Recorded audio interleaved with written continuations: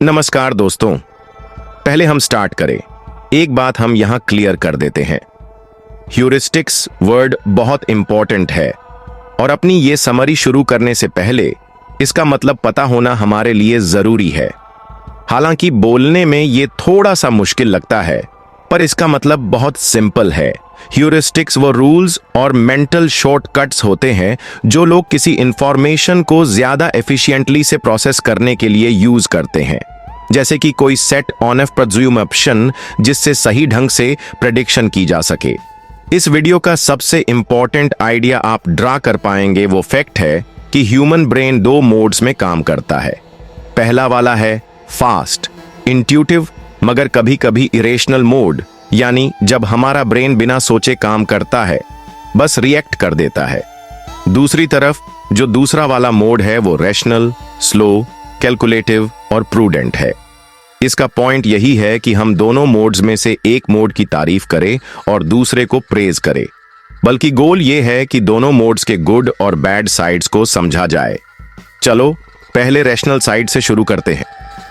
अब हम में से कई लोग ये कह सकते हैं कि रैशनल साइड यानी हमारा सोच विचार के एक्शन लेने वाला ब्रेन का फंक्शन हमेशा इंट्यूटिव साइड यानी रिएक्टिव माइंड से सुपीरियर है। हालांकि हर बार ऐसा नहीं होता। इसके एग्जैक्ट और डिफरेंसेस इस टेक्स्ट के बाद वाले पार्ट में डिटेल्स से बताए गए हैं, पर अभी के लिए हम ऐसा बोल सकते हैं कि इंट्यूटिव साइड यानी फास्ट माइंड रोज की लाइफ में हमारी एनर्जी सेव करती है, जैसे कुछ ऐसी रूटीन सिचुएशन जहां हमें स्लो और calculative mode on F functioning की जरूरत नहीं पड़ती। बेशक लाइफ में ऐसे भी मौके होते हैं जब हमें किसी प्रॉब्लम के बारे में तसल्ली से बैठकर सोचना पड़ता है। ऐसी सिचुएशन में हम अपना रैशनल एस्पेक्ट यानी स्लो माइंड जो सोच विचार कर एक्शन लेता है उसे इस्तेमाल करते हैं। फाइनली ये रैशनल यानी स्लो माइंड और इंट्यूटिव यानी फास्ट माइंड ये सब आपस में दुश्मन नहीं है। अक्सर ये सब मिलकर काम करते हैं। अब जैसे कि फास्ट इंट्यूटिव सिस्टम की मदद से रॉ डेटा कलेक्ट और ऑर्गेनाइज किया जा सकता है, मगर उसके बाद हमारे ब्रेन का ज्यादा केयरफुल और स्लो साइड अपना काम करना शुरू कर देता है। ह्यूरिस्टिक्स और बाइसेस के ऊपर ज्यादा फोकस करेंगे। जैसा कि हमने बताया, ह्यूरिस्टिक्स कुछ रूल्स का ग्रुप होता है, यानी एक तरह से हमारे माइंड में हैबिट जिसकी वजह से हम बहुत सी सिचुएशन में बिना कुछ सोचे हुए जल्दी से एक्शन लेते हैं, जैसे कि ब्रश करना, शूज पहनना, और इसकी वजह से हमारी एनर्जी कम खर्च होती है। अब ऐसा जरूरी नहीं कि हर बार इससे हमें फायदे ही हो। कई बार हम इन ह्यूरिस्टिक्स पर डिपेंड होकर सिल्ली मिस्टेक्स भी कर लेते हैं। ये वीडियो आपको ऐसी सिचुएशन को समझने में हेल्प करेगी जब हमारे यूजुअल प्रिजम्पशंस काम नहीं करते, यानी फास्ट माइंड गलती कर देता है, और जब हमें और भी स्लो और गहरी प्रोसेसिंग की जरूरत होती है। फास्ट और स्लो थिंकिंग, इसमें पहले कॉन्सेप्ट आता है एंकरिंग। ये एक टाइप का ह्यूरिस्टिक है जो हम तब एम्प्लॉय करते हैं जब हमारे पास एक रेफरेंस पॉइंट होता है। जैसे कि एग्जाम्पल के लिए अगर कोई हमसे पूछे कि नेल्सन मंडेला ने जेल में 30 साल से कम गुजारे थे या ज्यादा, तो हो सकता है कि आप कहें मुझे नहीं पता और यूं ही कोई जवाब दे दे। लेकिन इंटरेस्टिंग बात तो यह है कि अगर कोई उसके तुरंत बाद आपसे पूछे कि नेल्सन मंडेला ने कितने साल जेल में बिताए थे, तो आप जरूर 30 के आसपास का टाइम लिखेंगे, क्योंकि जो पहला सवाल आपसे पूछा गया था उसके बेस पर आप इस जवाब पर पहुंचे। अब होता यह है कि जब एंकर्स रैंडमली सेट नहीं होते तो हर चीज सही काम करती है। नेल्सन मंडेला वाले एग्जाम्पल में एंकर रैंडमली सेट नहीं था, क्योंकि मंडेला ने 30 साल जेल में काटे थे। इस तरीके से एंकरिंग आपको बेस्ट एस्टिमेशन का अंदाजा लगाने में हेल्प करता है। अब एक दूसरी सिचुएशन देखते हैं जहां ये एंकरिंग ह्यूरिस्टिक आपके खिलाफ यूज की गई हो। कुछ लोग पान शॉप्स यानी ऐसे दुकानें जहां पर पुराना सामान बिकता है में जाकर अपना कुछ पर्सनल सामान काफी कॉस्टली बताकर बेचने की कोशिश करते हैं। जैसे कि स्टीव ये हमेशा करता था और कई बार तो काफी सारा पैसा घर लेकर आता था। हालांकि इस बार वो एक ऐसी शॉप में गया जिसका ओनर बड्ढा ही लालची टाइप का था, चालबाजी में एकदम जीनियस। स्टीव बेचने के लिए मामूली सामान लेकर गया था, जैसा सामान अक्सर हम अपने घर की छत पर रखते हैं। एक छोटा सा सोल्जर का स्टैच्यू। देखने में ये अच्छा था और स्टीव को लगा कि शायद उसे इसके बदले कुछ डॉलर मिल जाएंगे। तो वो ये स्टैच्यू लेकर पान शॉप पे गया और उसका प्राइस लगाने लगा। और अचानक दुकान वाले ने उससे पूछ लिया, तुम्हें क्या लगता है कि इस स्टैच्यू के तुम्हें $25 से ज्यादा मिलेंगे या कम? इस सवाल ने स्टीव को चकरा दिया। उसने मजाकिया अंदाज में कहा कि इसकी कीमत तो $25 से कहीं ज्यादा है। दुकानदार ने उसके जवाब पर ध्यान नहीं दिया और फिर पूछा, तुम्हें इस छोटे से टॉय के कितने पैसे चाहिए? स्टीव फिर अटक गया, लेकिन उसने धीरे से $30 जैसा कुछ कहा और दुकान वाले ने बिना किसी बार्गेनिंग के उसे पैसे दे दिए। उसकी इस हरकत पे स्टीव को थोड़ा शक हुआ, लेकिन फिर उसने पैसे ले लिए और शॉप से बाहर निकल गया। अगले दिन उसने उस दुकान में वही टॉय देखा जिस पे 200 प्राइस लिखा हुआ था। ये बात साफ हो गई थी कि उस दुकान वाले ने उसे उल्लू बनाया था कि उस टॉय का प्राइस $25 है। और इस तरह उस धोखेबाज एंकर ने लास्ट में स्टीव को बुद्धू बना ही लिया। नेक्स्ट कॉन्सेप्ट आता है अवेलेबिलिटी। ये कॉन्सेप्ट कहता है कि अगर आप इसके बारे में सोच सकते हैं तो ये इंपॉर्टेंट होना ही चाहिए। किसी भी दूसरे ह्यूरिस्टिक की तरह जिस पर फास्ट सिस्टम टिका है, ज्यादातर ह्यूरिस्टिक ONF अवेलेबिलिटी बड़ा यूजफुल होता है। जैसे एग्जाम्पल के लिए, जब कोई आपसे पूछे यूरोप की सबसे बड़ी सिटी कौन सी है, आप शायद जल्दी से जवाब देंगे लंदन। इसलिए नहीं कि आपको श्योर है कि यही सबसे बड़ा शहर है, बल्कि इसलिए क्योंकि ये नाम सबसे पहले आपका दिमाग में आया और आपका जवाब सही जवाब के काफी नजदीक था, क्योंकि लंदन यूरोप में मॉस्को के बाद दूसरी बड़ी सिटी है। इस सिचुएशन में अवेलेबिलिटी ह्यूरिस्टिक आपके फेवर में काम करती है। वही दूसरी तरफ ऐसे कई एग्जाम्पल मिलेंगे जहां इस ह्यूरिस्टिक ने लोगों को चक्कर में डाल दिया, जिसकी वजह से उनके कंक्लूजन अननेसेसरी और इरेशनल निकले। दुनिया में सबसे ज्यादा शॉकिंग और मीडिया कवर्ड इवेंट्स बड़े प्लेन क्रैशेस ही है। इस तरह की बड़ी दर्दनाक घटनाओं के बाद कई दिनों तक न्यूज में इसकी रिपोर्ट्स आती रहती है। और जब आप लोगों से कार क्रैशेस या प्लेन क्रैशेस की पॉसिबिलिटी पूछेंगे, खासकर उनसे जो दिन रात न्यूज और रिपोर्ट्स देखते हैं, तो लोग प्लेन क्रैश के कंपेयर में कार क्रैश को बहुत कम बताएंगे, क्योंकि उनके माइंड में दिन रात न्यूज में देखी हुई प्लेन क्रैश की इमेजेस होती है। इसलिए उन्हें लगता है कि प्लेन ज्यादा क्रैश होते हैं, बल्कि इसके रियल में कार क्रैशेस की घटनाएं कॉमन हैं और ज्यादा डेडली भी होती हैं। एक और एग्जांपल लेते हैं। हम सबको पता है कि शार्क बहुत डेंजरस होती है। अगर हम स्टीवन स्पीलबर्ग की मूवी शार्क को देखकर शार्क्स के बारे में नेगेटिव इंपैक्ट को नेग्लेक्ट कर भी दे, तो भी लोगों की ह्यूरिस्टिक ऑफ अवेलेबिलिटी का एग्जाम्पल इस बात से दे सकते हैं कि ज्यादातर लोगों को शार्क बाकी एनिमल से ज्यादा डेडली लगती है। हम में बहुत से लोगों की शार्क के अटैक को लेकर गलत थिंकिंग भी हो सकती है, क्योंकि हमने इसे बड़े ड्रामेटिक ग्राफिक्स खतरनाक रूप में देखा है, जिसे कई न्यूज एजेंसीज बड़े फोर्स्ड तरीके से पेश करती है, क्योंकि ऐसी न्यूज ज्यादा लोग देखते हैं, जिसकी वजह से शार्क अटैक की एक खतरनाक पिक्चर हमारे माइंड में बन जाती है। और यही वजह है कि हम शार्क अटैक को ओवर एस्टिमेट करते हैं। हमें लगता है कि शार्क अटैक से ज्यादा लोगों की मौत होती है, लेकिन रियल में प्लेन से गिरकर मरने के चांसेस ज्यादा है। नेक्स्ट टॉपिक आता है संक कॉस्ट फैलेसी। इसका सिंपल मतलब है एक ऐसी सिचुएशन जहां लोग किसी बेकार के एसेट में बार बार इन्वेस्ट करते रहते हैं, ये जानने के बावजूद कि उनकी पहली इन्वेस्टमेंट इररेशनल थी और हर बार फिर से एक और इन्वेस्टमेंट करना उनकी बेवकूफी है। हालांकि बड़े समझदार लोग भी कई बार ऐसा करते हैं और उन्हें लगता है ऐसे वो खुद को रिग्रेट की फीलिंग से बाहर निकाल रहे हैं, या फिर ये उसे गलती मानने से ही इनकार कर देते हैं। बेशक ऐसा करने से उनकी ईगो बनी रहती है और खुद पे एक झूठा यकीन भी। एक ऐसी चीज है जिसे द कॉन्कॉर्ड फैलेसी कहते हैं। ऐसे रियल लाइफ सिचुएशन जो रेवोल्यूशनरी मॉडल ONF एयरप्लेन के दौरान हुए थे। कॉन्कॉर्ड जो यूके और फ्रेंच गवर्नमेंट का जॉइंट प्रोजेक्ट था। दोनों गवर्नमेंट ने इस प्रोजेक्ट में अपनी इन्वेस्टिगेटिंग जारी रखी, ये जानते हुए कि इसकी इकोनॉमिक सस्टेनेबिलिटी बिल्कुल नल है। और कोई भी इन कॉन्कोर्ड एयरप्लेन को अनसेफ होने की वजह से यूज नहीं करना चाहेगा। हालांकि इस प्रोजेक्ट की इनिशियल इन्वेस्टमेंट में ही एक काफी बड़ी रकम खर्च हुई थी, फिर भी हाई ऑफिशियल के लिए अपनी गलती को एक्सेप्ट करना इम्पॉसिबल था और ना ही वे इस प्रोजेक्ट को बैंड करने को तैयार थे। इसलिए इस प्रोजेक्ट में और इन्वेस्टमेंट करके अपने पैसा डुबाते गए। नेक्स्ट टॉपिक आता है फ्रेमिंग एक बड़ा ही इंटरेस्टिंग टाइप का ह्यूरिस्टिक और बाइसेस है जिसे मीडिया मैग्नेट्स और न्यूज एजेंसीज ने बड़ा यूज करता है। फ्रेमिंग का बेस्ट एग्जाम्पल है जब हम क्वेश्चन थोड़ा चेंज कर देते हैं ताकि जो हमें चाहिए उसी चीज पर ऑडियंस को फोकस करने में मजबूर कर सके। जैसे एग्जाम्पल के लिए दो एकदम मिलते जुलते सवालों पर लोग डिफरेंट तरीके से रिस्पोंड करेंगे। नंबर 1, क्या आप ऐसे मेडिकल प्रोसीजर को हाँ बोलेंगे जिसमें सर्वाइवल के 90% चांसेस हो?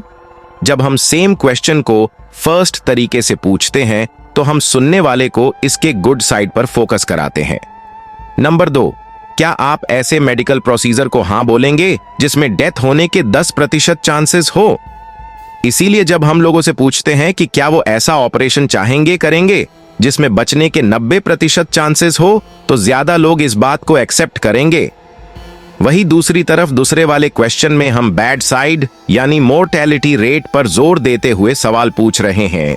इस तरह लोग इसके नेगेटिव कैरेक्टरिस्टिक पर फोकस करने लगते हैं और इस बात के ज्यादा चांसेस है कि वे ऑपरेशन रिजेक्ट कर दें। शॉर्ट में कहे तो हमारे सवाल पूछने का तरीका बहुत मायने रखता है और आंसर को भी चेंज कर सकता है। एक और एग्जाम्पल लेते हैं। क्रिस को पार्टीज में जाना बड़ा पसंद है, लेकिन वो ऐसे ही हर किसी पार्टी में जाने से कतराता है क्योंकि उसे पार्टी का पूरा मजा चाहिए। इसीलिए उसके फ्रेंड्स को बड़ी मुश्किल होती है उसे हर जगह अपने साथ ले जाने में। लेकिन फिर उन्हें इसका एक सॉल्यूशन मिला। वे उसे क्लब में साथ चलने के लिए बोलते थे और उसके सामने डिस्कस करते थे कि लास्ट टाइम इस क्लब में उन्हें कितना मजा आया था।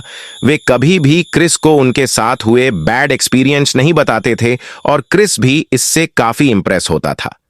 अब एक और एग्जाम्पल है, शायद पहले वाले से ज्यादा इंपॉर्टेंट।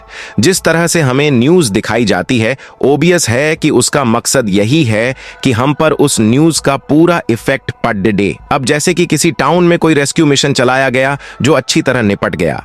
टाउन के ज्यादातर लोग बचा लिए गए, हालांकि कुछ लोग टेररिस्ट्स के हाथों मारे भी गए।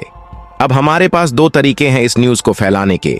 अगर हम रेस्क्यू टीम की तारीफ करना चाहते हैं तो हम कुछ इस तरह कहेंगे, टाउन को बचा लिया गया, रेस्क्यू टीम ने 10,000 से ज्यादा लोगों की जान बचाई। वही दूसरी तरफ अगर हम इस मिशन की बेइज्जती करना चाहेंगे तो बिना झूठ बोले कुछ इस तरह बोल सकते हैं, क्या हम मासूम लोगों की मौत से किसी की जान बचा सकते हैं? एक फेल्ड रेस्क्यू मिशन में 50 से ज्यादा सिविलियंस ने अपनी जान गंवाई। अब इसमें कुछ चेंज नहीं किया क्योंकि अगर कुछ सिविलियंस की जान गई है तो मिशन 100% सक्सेसफुल नहीं माना जा सकता। फैक्ट्स के सिलेक्शन और थोड़ा कुछ बढ़ा चढ़ाकर बोलने का इसमें इंपॉर्टेंट रोल है। तो नेक्स्ट टाइम जब आप न्यूज देखें तो ये बातें माइंड में रखें कि फैक्ट्स को डिफरेंट फॉर्म में लपेट के पेश किया जा सकता है। उन्हें प्लानिंग के साथ चुन चुनकर न्यूज एजेंसीज आपके सामने इस तरह रखती है ताकि वो जो मैसेज देना चाहे आप तक पहुंचे। न्यूज और मार्केटिंग एजेंसीज बड़ी चालाकी से मोरल और जुडिशरी नॉर्म्स को ताक पर रखते हुए अपना काम करती है। एक तरफ तो वो कह सकते हैं कि हम सच बताते हैं, मगर दूसरी तरफ वो वही फैक्ट्स जनता को दिखाते हैं जो वो दिखाना चाहते हैं ताकि लोगों पर उनके मैसेज का मैक्सिमम इफेक्ट। नेक्स्ट टॉपिक आता है optimism and loss of aversion, over confidence. हम पहले ही संक कोस्ट फालिसी के बारे में एक्सप्लेन कर चुके हैं, जो कि अनरीजनेबल ऑप्टिमिज्म, अनरीजनेबल ऑप्टिमिज्म और लॉस ONF एवर्जन से क्लोजली लिंक्ड है। कम वर्ड्स में बड़ी बात कहे तो कोई भी बिजनेस या कमर्शियल शुरुआत की प्लानिंग करते वक्त लोग अक्सर थोड़े से फैक्टर्स को ही माइंड में रखते हैं, जबकि ज्यादा इंपॉर्टेंट फैक्टर्स को अंडर एस्टिमेट कर लेते हैं। जैसा कि हमने ये पहले बताया है कि संक कॉस्ट फालेसी और ओवर कॉन्फिडेंस दोनों बहुत क्लोज फेनामोना है। चलो एक बार फिर से कॉनकॉर्ड एग्जाम्पल यूज करते हैं। ओवर कॉन्फिडेंस का सबसे इंपॉर्टेंट फीचर ये है कि ये बेनिफिशियल इवेंट्स को ओवर एस्टिमेट करता है और बैड इवेंट्स को अंडर एस्टिमेट। ये पॉसिबल है कि संक कॉस्ट फैलेसी मिस्टेक से पहले कॉन्कोर्ड के डिजाइनर्स ने यही मिस्टेक की होगी। एग्जाम्पल के लिए ये बहुत हद तक पॉसिबल है कि कॉन्कोर्ड के डिजाइनर्स एक नए प्लेन के बनने की पॉसिबिलिटी से कुछ ज्यादा ही खुश हो गए होंगे। ये एक्सेप्शनली फास्ट था, ये आपको कुछ ही घंटों में दुनिया के किसी भी कोने में पहुंचा सकता था, ये लग्जूरियस था, ये साउंड की डबल स्पीड पर चल सकता था, वगैरह वगैरह। वही दूसरी तरफ इसमें बैड इवेंट्स की पॉसिबिलिटीज को अंडर एस्टिमेट किया गया था, जैसे कि safety issues, amount ONF demand को पूरी तरह नेग्लेक्ट किया गया था, जो इसके फेल होने का बहुत बड़ा रीजन थी। और इसके बावजूद अपनी ओवर कॉन्फिडेंस की गलती एक्सेप्ट करने के बजाय उन्होंने एक और बड़ी मिस्टेक की इस ऑलरेडी फेल्ड प्रोजेक्ट में फिर से इन्वेस्ट करके। इफेक्टिव फोरकास्टिंग एक कॉम्प्लेक्स फेनोमेनन है।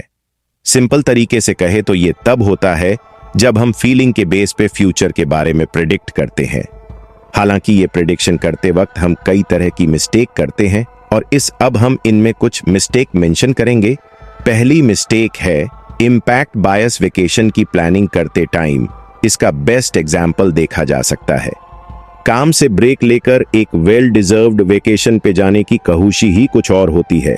एक तो हमारे माइंड में एक बढ़िया वेकेशन की इमेज होती है और दूसरा ये भी कि हमें इस बात की कहुशी होती है कि चलो इस बहाने कुछ टाइम तो काम से ब्रेक मिलेगा। हम उस कहुशी को ओवर एस्टिमेट करने लगते हैं जो हमें मिलने वाली है। यही हमारे डिसअपॉइंटमेंट और एक्सपेक्टेशन पूरी ना होने की सबसे बड़ी वजह है। ये सो कॉल्ड पेरिस सिंड्रोम या पारी शोकोगुन, जो जापानीज टूरिस्ट्स में बहुत प्रोमिनिएंट है, जो खास तौर पे देखा जा सकता है। उन्हें फ्रांस में अपनी वेकेशन से इतनी ज्यादा एक्सपेक्टेशन होती है कि कई बार इन एक्सपेक्टेशन का पूरा होना इम्पॉसिबल होता है, जिसकी चलते कुछ Japanese tourists depression, dizziness, tachycardia, sweating या वोमिटिंग तक फील करने लगते हैं। बेशक वे लोग बड़े हार्ड वर्किंग होते हैं, कई घंटों तक काम करते रहते हैं, ये सोचकर कि काम से ब्रेक लेकर वे एक परफेक्ट वेकेशन पर जाएंगे जो वे डिजर्व करते हैं। लेकिन अपने सिटी ONF फ्लाइट में परफेक्ट वेकेशन का सपना लेकर जब वे जाते हैं तो उन्हें मिलती है डर्टी स्ट्रीट्स, लोगों की लंबी लाइंस, कभी-कभी बैड वेदर, महंगी चीजें वगैरह, जिसकी वजह से उनका परफेक्ट वेकेशन की खेहुशी डिप्रेशन में बदल जाती है। दूसरी मिस्टेक है इम्यून नेग्लेक्ट। ये इम्पैक्ट बायस की दूसरी साइड है। इसे साइकोलॉजिकल इम्यून सिस्टम का सबसे इंपॉर्टेंट फंक्शन माना जा सकता है। यूज किया गया है क्योंकि अक्सर लोग अपने इम्यून सिस्टम की इस टेंडेंसी से बेखबर होते हैं कि ये फ्यूचर इमोशनल रिस्पॉन्सेस को बढ़ा कर सकती है। ये देखा गया है कि जो किसी इवेंट के सिर्फ बैड एस्पेक्ट को बढ़ा करके सोचते हैं, उनमें स्ट्रेस रिस्पॉन्स कम होता है जब उन्हें रियल में ऐसे इवेंट फेस करने पर डरते हैं। ऐसा देखा गया है कि किसी बैड इवेंट के बारे में सिर्फ बात करने से ही बॉडी अलर्ट हो जाती है, जिसका रिजल्ट ये होता है कि जब ये रियल इवेंट सच में होते हैं तो लोग पहले से ही अच्छी तरह प्रिपेयर्ड होते हैं।